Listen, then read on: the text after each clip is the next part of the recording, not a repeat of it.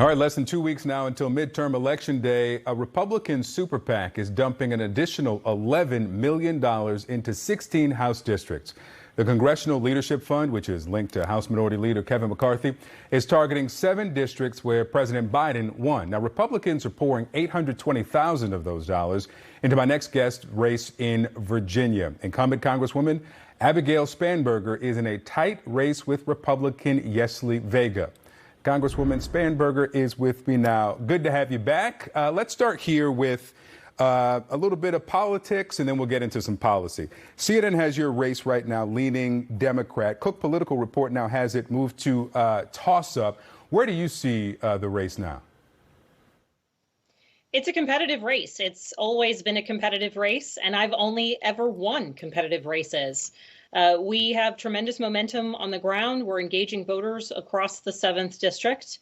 And we're making sure that people know what's at stake in this election, what it is I've done for my constituents, and why I'm asking for the voters of the 7th district to reelect me. So President Biden today held an event on junk fees. He's got a new op-ed up on CNN.com talking about the choice on the economy between the parties. He talked last week about inflation and gas prices. Do you think that your party has collectively focused often enough and efficiently on the economic question that is at the top of voters' concerns? Well, I think certainly across our district, I have been focused on the issue of inflation, which is impacting everyone at the gas pump, at the grocery store, and at the pharmacy counter. And I hear from voters every day about the challenges that they are facing. People are hurting. And the reality is that we have voted for a law to lower the cost of prescription drugs and lower energy bills, but there is much more to do. And I'm proud of the fact that I was endorsed by the U.S. Chamber of Commerce because of the work that I have done addressing the challenges facing our economy since I've been in Congress, and certainly as we've been working to recover after COVID. There's much more recovery, there's much more stabilization and growth of our economy ahead of us.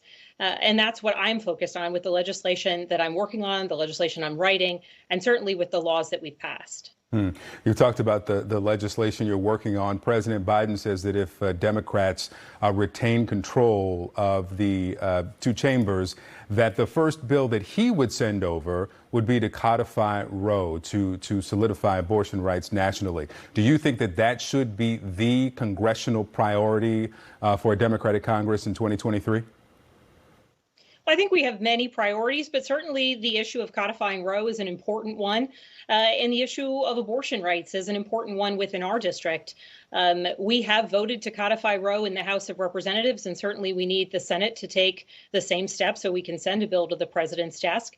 But in our district, abortion rights are an issue, as are so many other things. But I'm running against an opponent who has doubted publicly whether women can get pregnant from rape, favors a national abortion ban, and is absolutely presents a clear contrast to my opinion and my position, which is as a federally elected official, I have no place making decisions for constituents across my district. That's a decision to be left to a woman and her doctor.